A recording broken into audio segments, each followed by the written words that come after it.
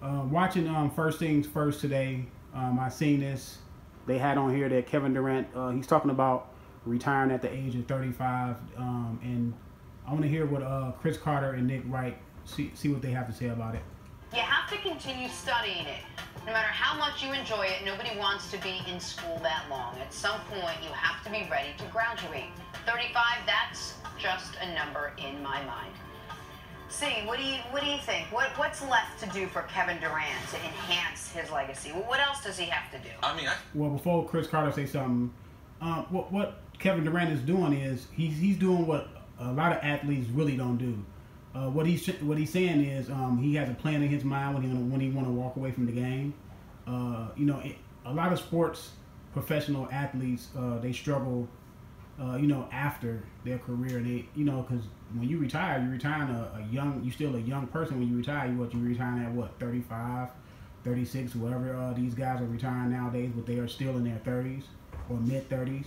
But what he's trying to say is he has a plan. Obviously, he has a plan on what he wants to do after his career, because he wouldn't be setting this goal if he didn't have a plan in mind. It's a good thing he has a plan in mind, because he's putting everything in perspective. He's saying, I play basketball. Yes, I love playing basketball, but I have to think about what I'm going to have to do after the game is over. I don't want to be one of these athletes struggling to find an identity after I leave, the sport of basketball. I think he's got a lot left to do. I mean, if you look at the top players in the NBA and how teams will be gunning for Golden State, I mean, you can't say Kevin Durant's career is finished at 29, because you know what? He'll be judged on. No, you can't say his career is finished at 29. Yes, I mean, does he have a lot more to do? Yes, he has a lot more that he can accomplish, especially with the team that he's on. Like I said, Golden State can win at least 2 more or maybe 3 more titles in the next 5 years if they all stay together and all stay healthy. Add a little bit more youth to that bench, guys that can play and can come off the bench and, spell them so they won't, play a lot of minutes, because they have played a lot of minutes over the last 3 or 4 years. But yes, he has a lot of things that he can add to his legacy. But Kevin Durant, he's going to go down as one of the greatest players ever. He's a Hall of Famer. He got 2 titles, 2 MVP Finals MVPs. He beat LeBron head up 2 times. He did lose to LeBron in 2011, but he came back and beat him these last 2 times. So yes, he has and he also has a regular season MVP. So in a couple scoring titles. But yes, he has a lot more he can add to his legacy. Well, after your second title, well, what did you do? Well, now this is the reason why you're not a top 10 player. So I don't believe it's cut and dry. He's healthy, and as long as he can play in an environment where he's able to grow his game and he feels very, very comfortable, which they create that atmosphere with Steve Kerr and the ownership at Golden State.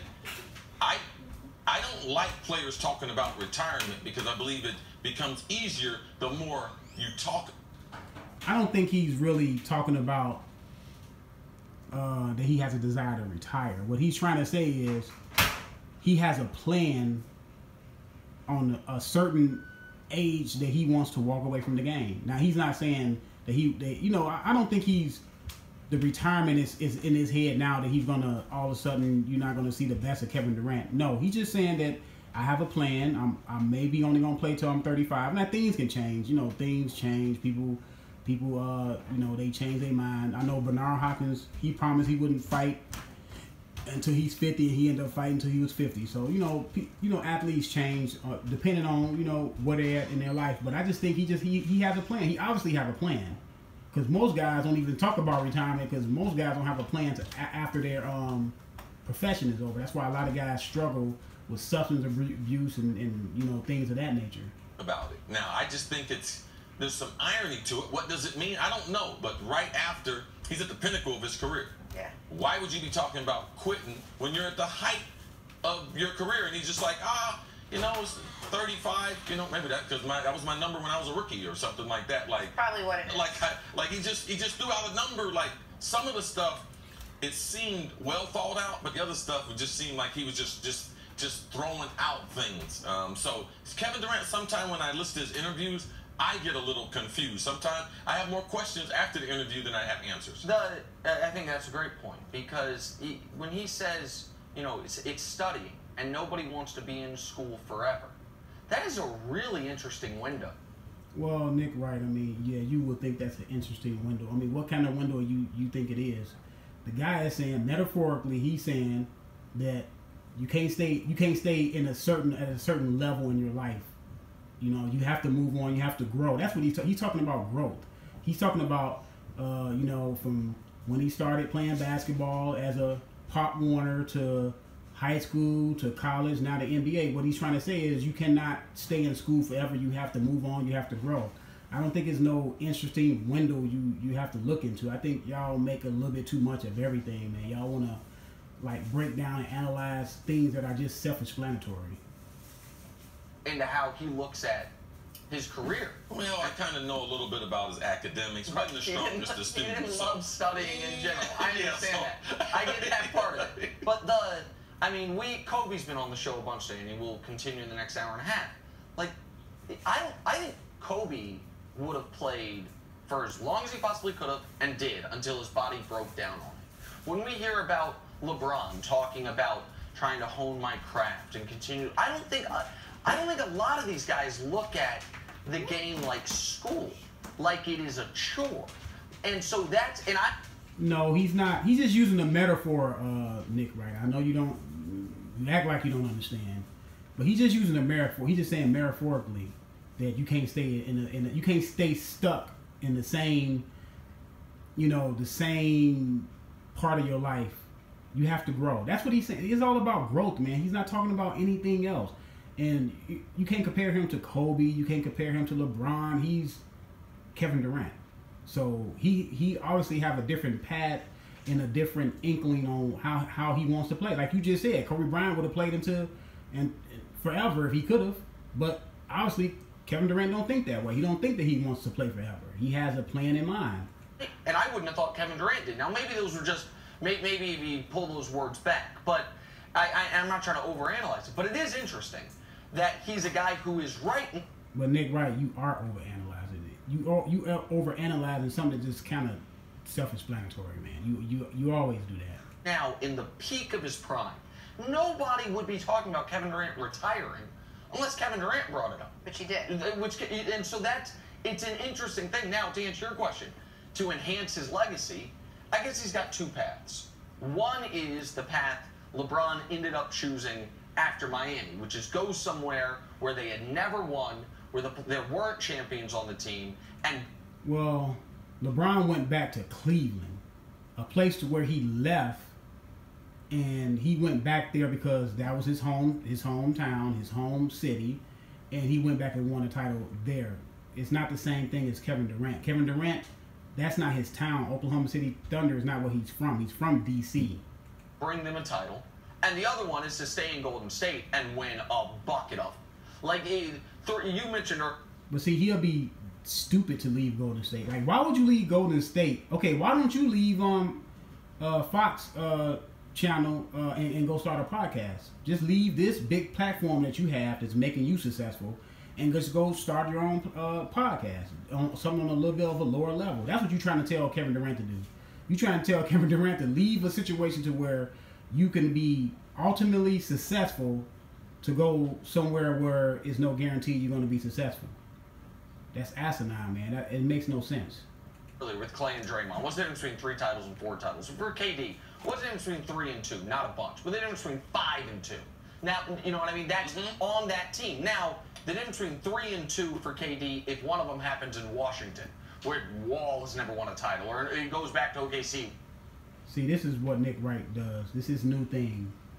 Yeah, Kevin Durant, you got NBA titles, but it'd be worth more if you go win in D.C. or you go win in Sacramento. Is D.C. ready to win a title? Are they confined to win a title? Is Sacramento constructed to win a title? No. Why would he go there?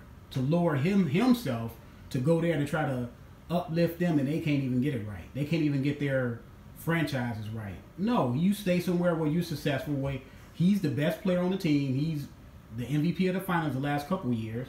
And I get sick and tired of these people saying, well, when LeBron James won in Cleveland, that's worth 3 titles. No, it's worth 1 title, man. It's not worth 3 titles because they never won one. Or Russ in that case, how many titles is Jordan's worth? Because you know before he got to Chicago had never won a title. So So how many is his 6 worth? Are they? Is it worth 18? Is it worth 20? It's asinine, man. It's worth 6. Ever won a title? That would be different. But when you're in this rarefied air, it becomes much harder to take those jumps, right? He's already one of the 25 greatest players ever. So now getting from the 50 greatest player ever to the 20. Well, he's a 20. He's a 20. One of the 20 greatest players ever. According to you. Because it's all relative. So he's one of the 20 greatest players right now, according to you, Nick Wright.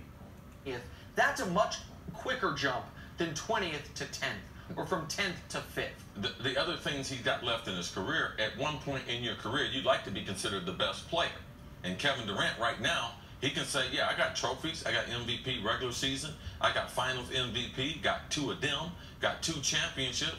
2 of them. But at no point, not in 13, 12, 10, 17, 18, game 3 and 17. At not one point in his career was he the best player in the world. That's something. But see, look, it's all good and fine for somebody to recognize you as the best player in your profession. But let me tell you what he did when he went up against the best player. He not only beat the best player, he was the MVP of the finals 2 straight years, Chris Carter. You should understand this better than anybody.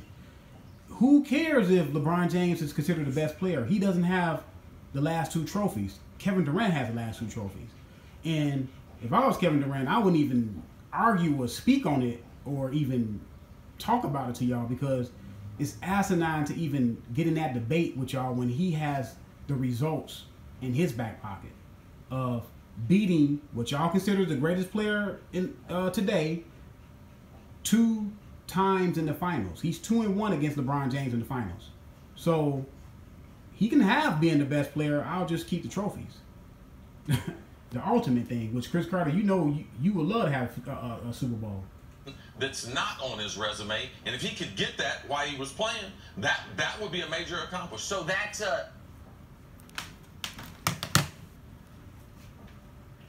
So that's my take on that.